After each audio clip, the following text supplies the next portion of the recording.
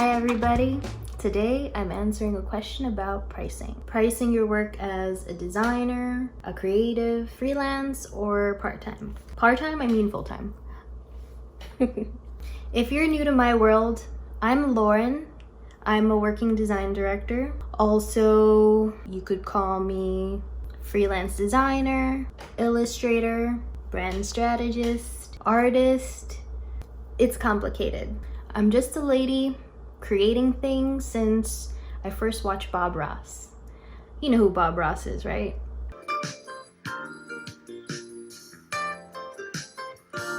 Hello, I'm Bob Ross, and I'd like to welcome you to the 20th Joy of Painting series. Son of a gun, it's hard for me to believe this is the 20th series. Well, I've been watching Bob Ross since, I don't know, 5 years old? So over the years of doing this, I've worked with a lot of designers.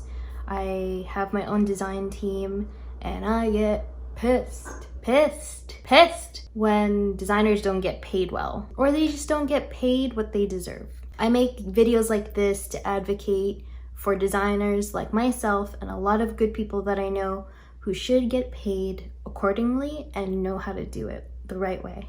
So honestly, designers should get paid for their ideas, not just their technical skills. Anyway, let's get to it. So my dear friend Marinelle, she's a designer. She sent me this question and I'm gonna share her work in the link below, so check that out. This is where I read the question to you with my laptop because I don't have budget like that. One day I will have a professional camera to make these videos, but for now these videos are made with my iPhone and it works out. No complaints. The only thing that sucks is that I can't check my phone while I record, so that is bums. Okay, this is from Marinelle. The subject reads, question for you. Please read to your viewers verbatim from greeting to sign off. All right, I'm getting the feeling she wants to embarrass me. Okay. Hi, Booba. That's what we call each other, Booba. Question for your video. As you know, I've been very fortunate to keep my freelance career afloat despite the pandemic. In the past 3 months, I've been able to work with a handful of clients, some on a per-hour basis and others per project. My question is regarding rates. Do you have a guideline that you follow to figure out how to charge? So far, I've been tailoring my rates based on several variables, like who is the client, what they need, and what the project is about, among other things. So at this point, I have kind of a wide range of pricing for my creative services. Do you think that could be problematic? Should I try to set a more structured way of pricing? Or should I keep doing what I'm doing and charge based on the factors I've mentioned above? Thanks, buddy cakes. Love you and your button nose. Keep making these awesome videos so I can scrub through them slowly and take screenshots of your awkward faces. Oh man, always and forever, Marinelle, aka Booba. Thank you, Booba. So, great question, Marinelle. Booba. I know a lot of great designers, including yourself, myself, who just don't really know how to properly price their work or even talk about money in general. I get it, it's awkward and kind of clunky to bring up as a creative, but I think it's a very important skill to build up for your personal development and your professional development. Personally, through my career, I've hired a fair amount of different creatives in all different specialities. And I've performed a lot of different negotiations about pricing. So this is my take. First off, to answer your question, yes, I have a guideline of boundaries that I set for my pricing. This process can be tricky, and it takes time and practice to really build out your pricing or adjust your pricing accordingly. Second, before you list out what your client needs, list out what you need. So calculate your base monthly income for your keep your lights on money. I'm gonna refer to it as keep your lights on money. So factor in how much your space costs, how much your programs cost. Adobe Creative Cloud, it's not free. Internet, electricity, everything. Start there. With this price, between all your projects that you have for that month, you have to make sure that you hit that money every month so that you can keep your lights on. That's your base minimum, nothing less. So number 3 is forget charging based off of time.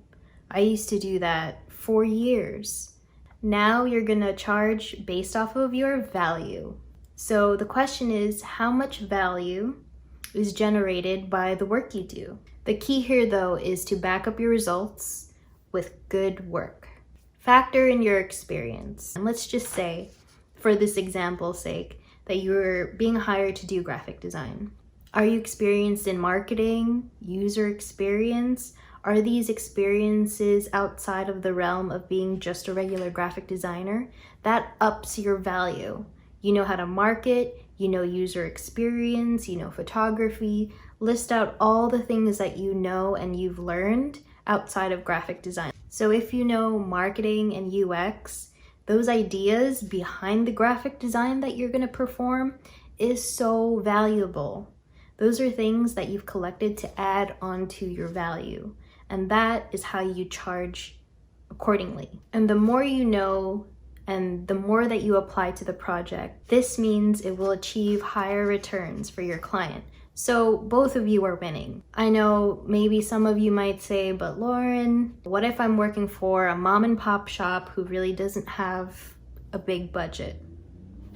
Totally understandable. So there are definitely certain cases where you can do pro bono work or charge less. And I would only do this if I really supported the cause of this business. Certainly, you want to give back to your friends, your community, and do some work that will really do some good. But you have to keep in mind what I said about your keep your lights on amount. So if you have your keep your lights on money and you're good, sure, do the pro bono work, or you just lower your price because you believe in what the business goal is. And let's say you do this pro bono work and then one day Google calls you and hires you to do some work, then yes, you upcharge to make up for that loss in doing the pro bono work. So it kind of balances itself out. Just make sure if you're hitting your base mark every month, you should be fine. You have more control over the clients you get to pick and the clients you get to work with. So this all comes to say, be strategic, not selfish. Ooh, there's a plug here. All right, guys, before I move on any further, help support my channel by clicking like and subscribe. This helps me create free content just like this. You're supporting me, helping me. It would be greatly appreciated. Appreciated. Now, if you want to be a boss and go after my own heart, hit the bell notification so that you know when I post a new video. And tell me in the comments below what you thought of today's video or what you would like to see in the future. It really helps me out with YouTube's algorithm so that I pop up in more people's feeds. And that way I could just share my knowledge with more people like you. And just keep this going because I really like it. I really do. So help me out. I would love it. Awkward winking. And back to it. So you need to value your work, and that way more people will see value in your work as well. And back up your value with really good work. Keep learning and expanding your skill set. Lastly, if you find someone who is not willing to pay your rates and you have your keep your lights on money covered, my answer is to respectfully decline and recommend another designer who is a good fit and needs the project. Value needs boundaries. Keep your boundaries up. Keep them up! And I'm gonna say this again and again, back up your value with great client service and great work. Again, be strategic, not selfish. I want to give you another example. Let's say a client calls you, bring, bring. Hey Lauren, I would like to hire you to do graphic design work for my event.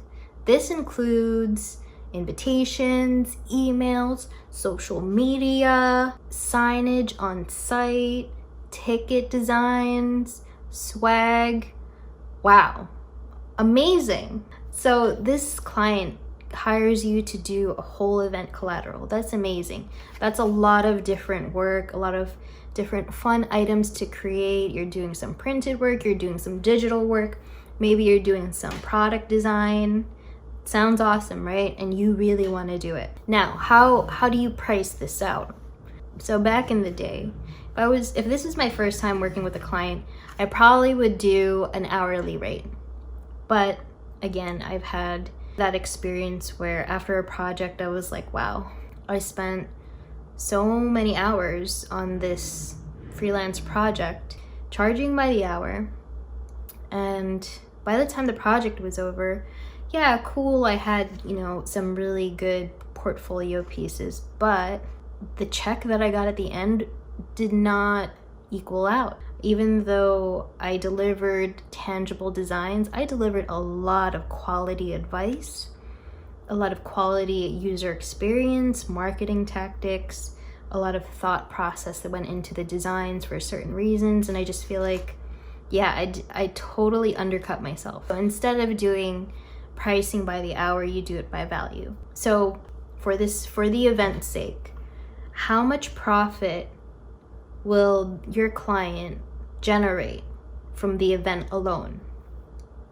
And of course, you have to build up these communication tactics with the client and ask them, what is their profit goal? What do they hope to make at the end of this event?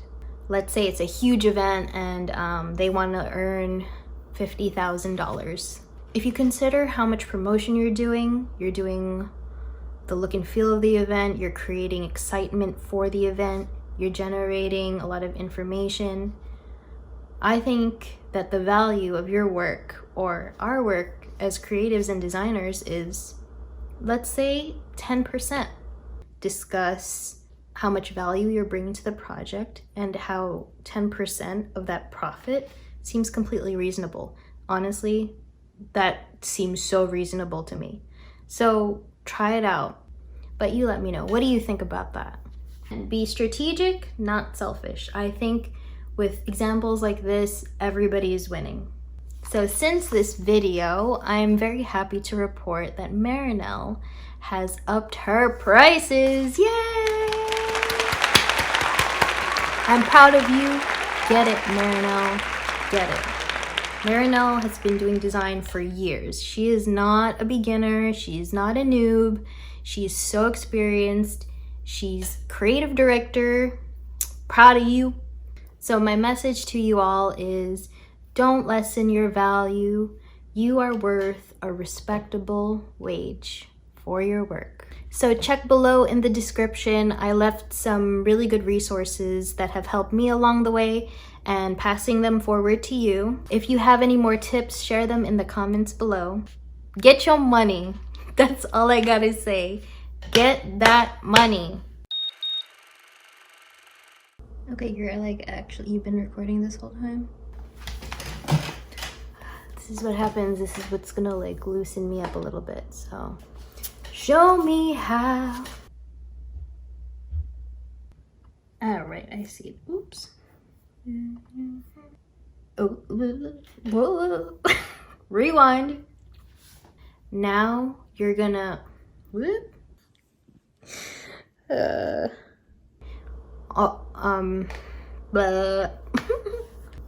don't do that. Honestly, sometimes these companies throw away money to the stupidest shit when I'm over here as a designer, you could have threw that money at me instead of that. I mean, honestly, sometimes they pay more money just for screens, digital screens. And I'm like, yo, why don't you pay the human instead of the screen? I don't know. I'm ranting. I've seen a lot of unfair shit. So get your money, please. And, you know, if you stand up for yourself, you're standing up for all designers. That's how I see it. Because people believe that design work should be free sometimes. And I'm just always triggered and offended by these instances. So, yeah, get your money.